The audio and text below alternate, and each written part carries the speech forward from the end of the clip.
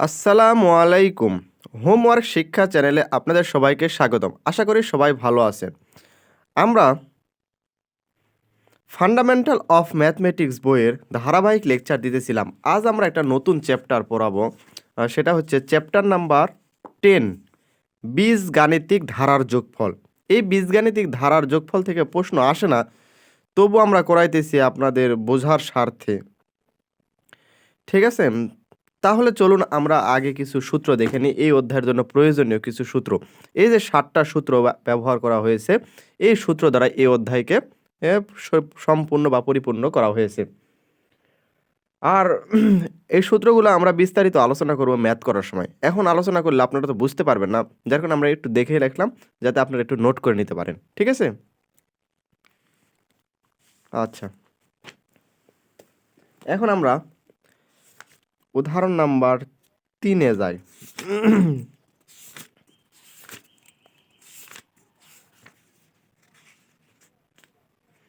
আচ্ছা দেখুন, এক্সাম্পল 3, n-তম পদ পর্যন্ত যোগফল নির্ণয় করো। তাহলে n-তম পদ পর্যন্ত আমাদেরকে যোগফল নির্ণয় করতে হবে, কিন্তু আমাদের একটা শর্ত দেওয়া আছে। শর্তটা কি? এই 1 2 4 plus 3 2 3 5 plus 3 4 6 plus dot dot এভাবে চলতে আছে ইনফিনিটি পর্যন্ত এর মান যাতে থাকবে। ঠিক আছে? এখন এই যে তিনটা মান দেওয়া আছে, একটা একটা এই একটা, তিনটা মান, এই তিনটা মানে আমাদের হচ্ছিল n-তম পর্যন্ত বিস্তৃত করা লাগবে, আর হচ্ছে একটা যোগফল নির্ণয় করতে হবে। তাহলে আমরা একটা করে কাজ করব। আমরা একটা সমান্তর ধারার সূত্র জানি, যায় n-তম পদ পর্যন্ত। আমরা একটু সূত্রটা আগে দেখে নিই। এই যে সমান্তর ধারার n-তম পদ equal a plus n minus 1 into D. A হচ্ছে প্রথম পদ, ডি হচ্ছে দ্বিতীয় পদ মাইনাস প্রথম পদ। ঠিক আছে? এই ডি এর মান। আচ্ছা, আর এন তো আমরা জানি এই n-তম ধারা। ঠিক আছে? এই সূত্র আমরা ব্যবহার করব, কারণ কি n-তম পদ পর্যন্ত নির্ণয় করতে বলতেছে। এখন আমাদেরকে একটু বুঝতে হবে যে আমাদের এই মানগুলা দেওয়া আছে, এই একটা দুইটা তিনটা মান দেওয়া আছে। এখন আমরা যখন মানগুলো ব্যবহার করব, তখন এই 1 এটার আবার শুরুতে কি আছে 2, এটার শুরুতে কি আছে 3।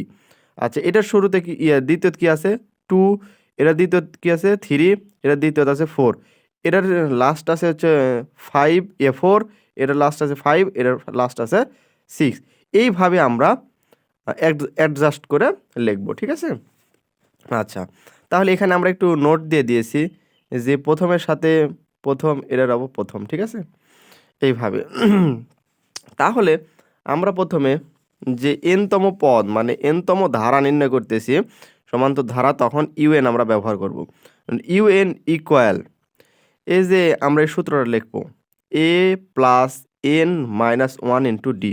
তাহলে a plus n minus 1 into D, এটা আমরা লিখলাম। এখন আমাদের কয়টা বলছিল যে একটা দুইটা তিনটে, আর মূল জিনিস এইটা পুরাটা একটা, এটা একটা, এটা একটা যদি হয়, তাহলে আমাদেরকে তিনটে লিখতে হবে। তাহলে একটা লিখলাম, আবার একটা লিখতে হবে a plus n minus 1 into D. ঠিক আছে? তাহলে a plus n minus 1 into D.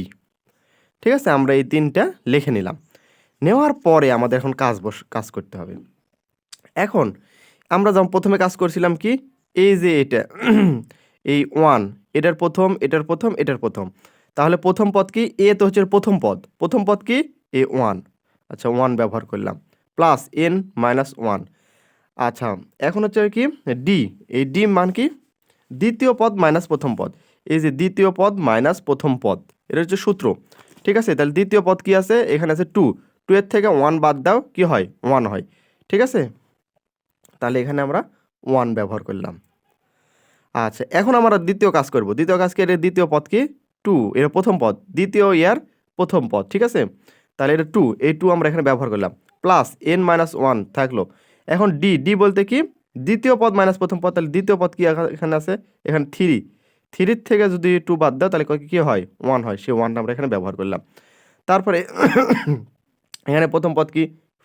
4, এর মান 4, প্লাস n মাইনাস 1, আর ডি বলতে লাস্ট পদ, মানে দ্বিতীয় পদ। দ্বিতীয় পদ বলতে এই যে দ্বিতীয় পদ কি এখানে আছে? এখানে দ্বিতীয় পদ আছে 5, 5 এর থেকে যদি 4 বাদ দাও, তাহলে ওয়ান হয়, ঠিক আছে? তাহলে এই ওয়ানটা আমরা এখানে লিখলাম। আচ্ছা, এখন আমাদের একটু ক্যালকুলেশন করতে হবে। এই ওয়ান তো ওয়ান থাকলে এটার সাথে এটা যদি গুণ হয় তাহলে এটাই হয়, ঠিক আছে? এটা রাখলাম, তাহলে টু রাখলাম, এটাতে ওয়ান দ্বারা এটা গুণ করলে এটাই হয়, এই ওয়ান দ্বারা এটা গুণ করলে এটাই হয়, ঠিক আছে? এটার কোনো পরিবর্তন নাই। আচ্ছা, এখন এই ওয়ান আর এই ওয়ান কিন্তু কাটা গেলে এখানে একটা এন থাকতেছে, ঠিক আছে? আর এখানে এই ওয়ান থেকে এই টু এর থেকে ওয়ান বাদ দিলে কি হয়? পজিটিভ ওয়ান হয়, তাহলে এন প্লাস ওয়ান আসতেছে। আচ্ছা, আর এখানে যদি ফোরের থেকে যদি ওয়ান বাদ দাও, মাইনাস ওয়ান বাদ দিলে আসবে হচ্ছে থ্রি, তাহলে এন প্লাস থ্রি, সেটা আমরা লিখলাম। আচ্ছা, এখন আমরা এন তো এন লিখলাম, এটা যা আছে তাই লিখলাম। এখন এই থ্রিটা আমরা একটু ভাঙ্গায় লিখছি, কীভাবে? এ টু প্লাস ওয়ান, তাহলে থ্রি হয় কিন্তু, ঠিক আছে? তাহলে n plus two plus one. আচ্ছা, তাহলে এটা যা আছে তাই লিখলাম, এটা যা আছে তাই লিখলাম। এখন এটাতে আমাদের একটু এটা একটা যখন আমরা এখানে লিখব তখন এই ওয়ান আছে, আর এই ওয়ানটা কিন্তু এক কথায় এটার পুরোটার সাথে গুণে আছে। যদি এটার সাথে গুণে করি তাহলে এটার সাথে যদি এই অংশের সাথে গুণে থাকে তখন আমরা এই অংশ আর এই অংশ লিখতে পারি, এই অংশ লিখলাম। তারপরে কি আছে? তাহলে এই ওয়ানটা কি এই পুরোটার সাথে গুণে আছে, তাহলে গুণ করে লিখলে কি হয়? এই N into N plus one, N plus one, ঠিক আছে? এই পর্যন্ত তো সবাই ক্লিয়ার বুঝছি, ঠিক আছে? এটা আমরা ইউএন এর মান পাইলাম। এখন আমরা ভিএন এর মান নির্ণয় করব, ঠিক আছে? এখন আমরা ভিএন এর মান নির্ণয় করব। ভিএন ইকুয়াল ভিএন ইকুয়াল এটার কাজ কি? যে এই যে মানগুলা পেয়েছি, যে এই মানটা আমরা এখানে লিখলাম, এই মানটা লিখলাম, আর এখানে এটা কিভাবে বৃদ্ধি পাচ্ছে?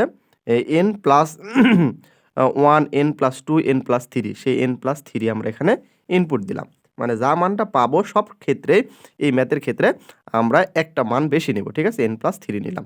এখন আমরা দেখতে হবে এখানে কয়টা পদ নিয়েছি, তাহলে এক, দুই, তিন, চারটা পদ, ঠিক আছে?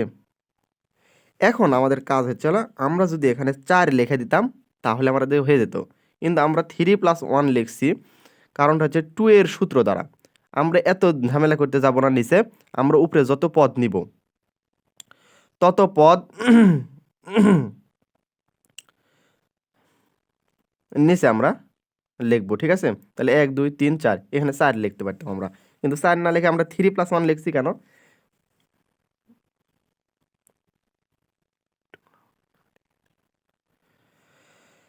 তখন আমরা একটা কম, যেহেতু একটা এখানে ছিল না, যার কারণে আমরা এই এক, দুই, তিনটা লেখার পরে এই পরে একটা পজিটিভ ওয়ান যুক্ত হয়েছে, সে প্লাস ওয়ান দ্বারা আমরা লিখলাম, ঠিক আছে? যার কারণে এভাবে লেখা হয়েছে। কারণ এখানে এভাবে না লিখে আপনারা শুধু খালি ফোর লিখে দিবেন, কারণ উপরে যত পদ আছে তত লিখে দিবেন। তাহলে এখানে কি আছে? এখানে আছে n plus one, N plus ওয়ানটা কীভাবে বৃদ্ধি পাচ্ছে? এন প্লাস টু আকারে, n plus two, n plus three, এভাবে এন সংখ্যক পর্যন্ত যাচ্ছে, ঠিক আছে? সেই জন্য আমরা এখানে এন প্লাস টু, তাহলে এখানে উপরে পদ আছে কত? এক, দুই, তিন, তাহলে থ্রি লিখতে পারি এখানে, তাহলে টু প্লাস ওয়ান হয় থ্রি হয়, ঠিক আছে? আচ্ছা, এখন আমরা n into N plus one, N plus two common নিব এই দুইটা সংখ্যার থেকে, যেহেতু দুইটা কমন আছে, এটা এখানে এখানে এখানে এখানে কমন আছে, এখানে এন আছে, এখানে এন আছে, তাহলে এটা আমরা কমন নিলাম। এখানে কমন নিলে কি থাকতেছে? এন প্লাস থ্রি থাকতেছে, আর নিচে কিন্তু ফোর আছে, এই ফোরটা থাকতেছে, প্লাস এই প্লাস দিলাম। এখন উপরেতে কিন্তু কিছু থাকতেছে না, কারণ কি এটা কমন নিলে সব ইয়ে হয়ে যাচ্ছে, তাহলে ওয়ান আর ডিভাইডেড বাই থ্রি।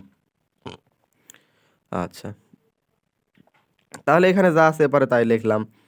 এখন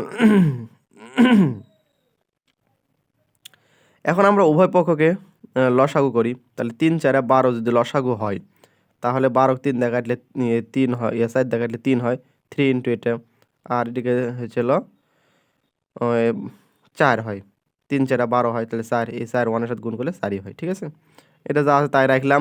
এখানে 3 দিয়ে গুণ করো, তাহলে 3n প্লাস 3 3কে 9 প্লাস এখানে 4, এর নিচে 12 আসতেছে, এখানে যা আছে তাই।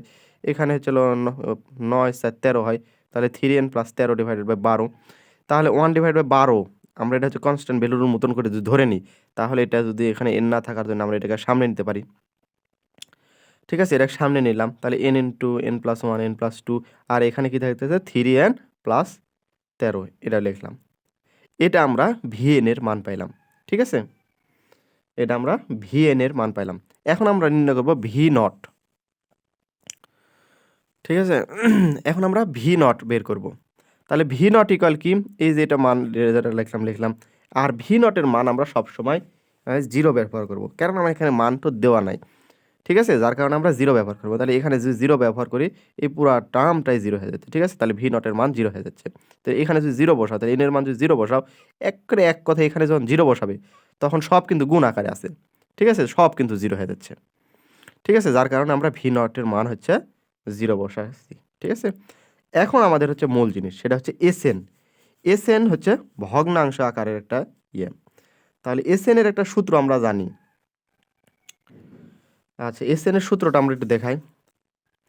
আচ্ছা, এটা হচ্ছে ভগ্নাংশ হলে এসএন এর সূত্র SN equal v naught minus VN. এটাতে যেহেতু আমাদের ভগ্নাংশ নয়, মানে ডিভাইডেড আকারে নাই, তখন আমরা ভগ্নাংশ না হলে তখন লিখব SN equal VN minus V naught. তাহলে এই সূত্রটা আমরা এখন প্রয়োগ করব, SN equal VN minus V naught. আচ্ছা, SN equal VN minus V naught. তাহলে ভিএন এর মান কি পাইছি? এই ভিএন এর মান, এই ভিএন এর মানটা আমরা এখানে ইনপুট দিলাম। আর এখানে ভি নটের মান হচ্ছে এই 0 আমরা এখানে ইনপুট দিলাম। তাহলে 0 তো কোনো ভ্যালু নাই। এই যে মান, এটাই হচ্ছে ভি নটের, ভিএন এর মানটাই হচ্ছে এসএন এর মান। এটাই অ্যান্সার। ঠিক আছে? আশা করতেছি আপনারা সবাই বুঝতে পারতেছেন, কারণ এই অধ্যায়ের ম্যাথগুলা একটু বিস্তারিত আলোচনা না করলে আপনারা বুঝতে পারবেন না, তাই আমরা একটু ভেঙে করে দিচ্ছি। ঠিক আছে? তাহলে পরবর্তী ক্লাসে বাকি ম্যাথগুলো করাবো। আজকে তো সময়ের স্বল্পতার জন্য আজকে এতটুকু শেষ করলাম। আর যারা আমাদের পেইড ব্যাচে যুক্ত হতেছেন, তারা আমাদের ডিসক্রিপশন চেক করে হোয়াটসঅ্যাপ ইমো নাম্বার দেওয়া আছে, যোগাযোগ করে কোর্সটা নিতে পারেন। কোর্স ফি খুবই সামান্য। আমরা অনার্স প্রথম বর্ষ, দ্বিতীয় বর্ষ সহ সামনে আমাদের তৃতীয় বর্ষের কোর্সও আসতেছে। সবাই আমাদের সাথে থাকবেন, আর কোর্স নেওয়ার জন্য আমাদের হোয়াটসঅ্যাপ নাম্বারে যোগাযোগ করুন। খুবই স্বল্প খরচে কোর্সগুলো আমরা দিয়ে যাচ্ছি। আসসালামু আলাইকুম ওয়া রাহমাতুল্লাহি ওয়া বারাকাতুহু।